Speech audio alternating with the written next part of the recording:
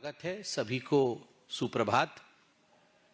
आज का ये प्रेस कॉन्फ्रेंस जिस प्रकार से 2026 का ये मॉनसून सेशन पार्लियामेंट में चल रहा है और जिस प्रकार से मॉनसून सेशन को खास करके कांग्रेस पार्टी और उनके साथ कुछ सहयोगी दल बाधित कर रहे हैं, उस विषय को लेकर है। करोड़ों रुपए खर्च होते हैं एक सेशन के ऊपर। सभी प्रश्न लेकर आते हैं, वो चाहते हैं कि प्रश्न पूछा जाए, मंत्रालय जवाब दे, उनका क्षेत्र उन्नति करके आगे बढ़े। मगर जब से सदन आरंभ हुआ है, क्वेश्चन आवर पार्लियामेंट में हो नहीं रहा है। 0 आवर के लिए पार्लियामेंट में बाधाएं उत्पन्न की जा रही है। लगभग किसी बिल पे चर्चा नहीं हो रही है। इसके पीछे का कारण आपने कांग्रेस के और कांग्रेस के कुछ इंडिया अलायंस के दलों के व्यवहार को देखा है। मुझे तो उनके डबल स्टैंडर्ड्स पे आश्चर्य होता है।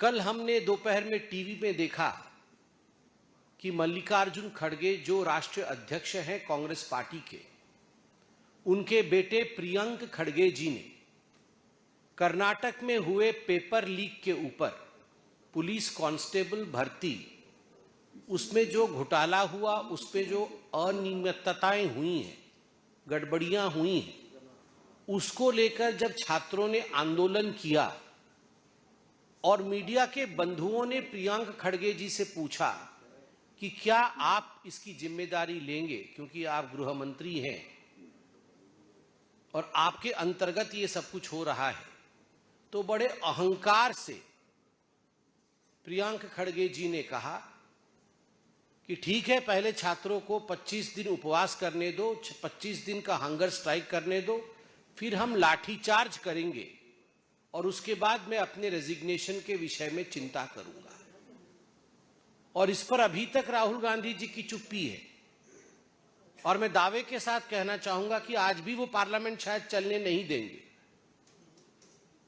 मगर यह जो डबल स्टैंडर्ड्स है कांग्रेस पार्टी का, मल्लिकार्जुन खड़गे जी राज्यसभा में खड़े होकर उन्होंने घंटों भाषण दिया। अच्छी बात है, कम से कम चर्चा तो हुई। मगर जब उसी विषय पे जब उनके सुपुत्र कर्नाटक में इस प्रकार का बयान देते हैं जो कि इनसेंसिटिव है, अमानवीय है, उस पर मल्लिकार्जुन खड़गे जी और कांग्रेस पार्टी, राहुल जी पूरी तरह से चुप है। आप देखिए, झारखंड में प्रत्येक दिन सोशल मीडिया के माध्यम से हजारों लाखों छात्र किस प्रकार से आंदोलन में हैं, वो आंदोलन कर रहे हैं, यह हम देख रहे हैं।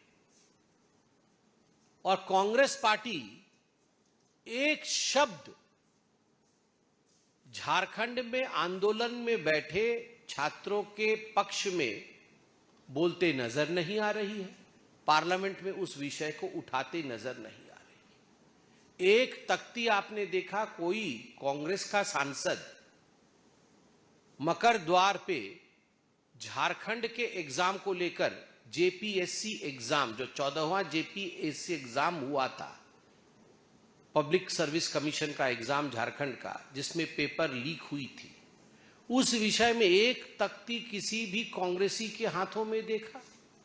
किसी ने नहीं देखा, क्योंकि ये सिलेक्टिव आउटरीच है और इसके पीछे केवल राजनीतिक रोटी सेकने की चेष्टा कांग्रेस पार्टी की।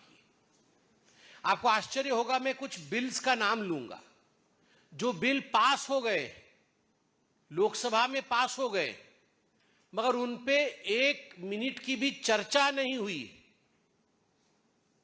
पास होना अनिवार्य था क्योंकि जनता का कार्य है, चर्चा नहीं हुई। जनता अनभिज्ञ है कि इन बिलों में क्या है, इस कानून में क्या प्रावधान है, जनता को कैसे लाभान्वित किया जाएगा। कल ही मैं सदन में मौजूद था वोटिंग होके पास हुआ the supreme court number of जजेस अमेंडमेंट बिल 2026। सुप्रीम कोर्ट के नंबर ऑफ जजेस को लेकर जो केस पेंडेंसी इत्यादि है उसे कैसे समाप्त की जाए, ये इतना बड़ा रिफॉर्म देश लेके आ रही है, उससे कोई सरोकार नहीं है कांग्रेस पार्टी को और अपोजिशन को। और हम सब भूल जाइए कि मैं प्रवक्ता हूं भारतीय जनता पार्टी का, मगर हिंदुस्तानी तो हूं। हम सबको यह सोचना चाहिए कि आखिरकार इतने बड़े मसले पर हिंदुस्तान में वार्ता जानी चाहिए कि नहीं, लोगों को यह विषय पता होना चाहिए कि नहीं। Registration of birth and death amendment bill 2026, कितने दिनों के अंदर बर्थ और डेथ रजिस्ट्रेशन होना चाहिए, अगर नहीं होगा तो उसका परिणाम क्या होगा। जन्म और मृत्यु ये निरंतर प्रोसेस है जो देश में और विश्व में चलता रहता है, उसको लेकर नागरिक अपने अधिकारों को किस प्रकार वो प्रयोग करें।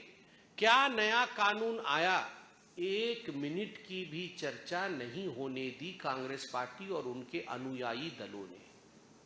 क्या संदेश जा रहा है देश में? क्या यह विषय गंभीर है या नहीं?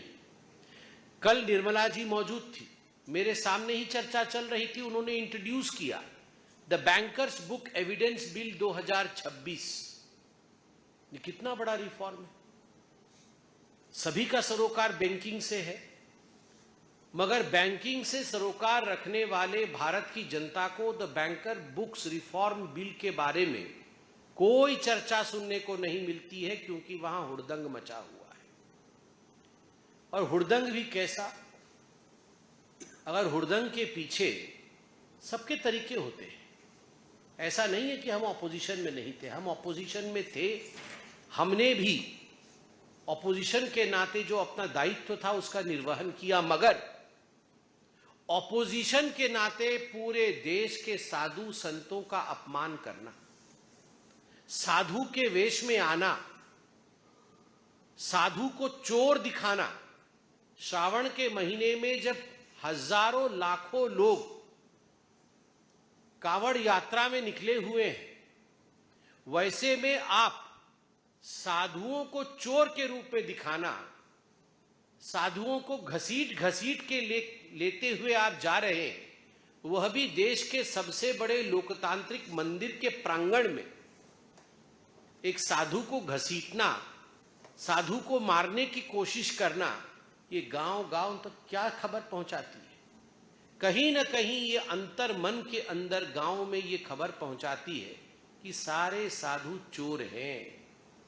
जो ऐसे कपड़े पहनते हैं वो चोर हैं, जो चंदन और टीका लगाते हैं, जो त्रिपुंड लगाते हैं, वो चोर हैं।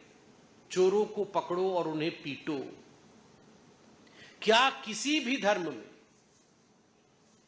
यह तो सबका साथ, सबका विश्वास और सबका विकास का देश है, क्या किसी भी धर्म के धर्म गुरु के वेश में आकर इस प्रकार का प्रयोजन पार्लियामेंट के प्रांगण में किया जा सकता था?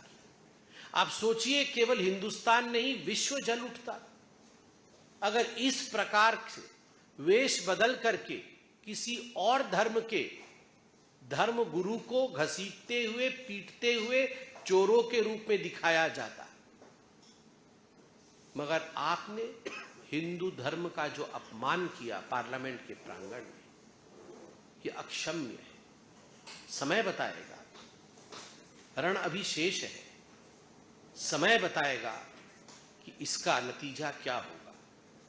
मैं सिर्फ आज इतना ही कहना चाहता हूं, चाहे मल्लिकार्जुन खड़गे के अहंकार के बोल हो, चाहे झारखंड के छात्रों की अनसुनी आवाज हो और उसको सिलेक्टिव रूप से ऑपोजिशन उठा रही हो, चाहे बिल्स पे कोई डिस्कशन नहीं होना, पार्लियामेंट में करोड़ों रुपए खर्च होने के बावजूद पार्लियामेंट को बंद रखना, या साधु संतों का अपमान हो, ये कहीं न कहीं हिंदुस्तान की वो दास्तां है जो सारे जनरेशन्स के लोग देख रहे हैं और सोच रहे हैं। और मैं आज बहुत विनम्रता के साथ कहता हूं, इसे गंभीरता से सोचिएगा और गंभीरता से इस पर विचार करिएगा। धन्यवाद। कोई प्रश्न हो तो अवश्य पूछिए।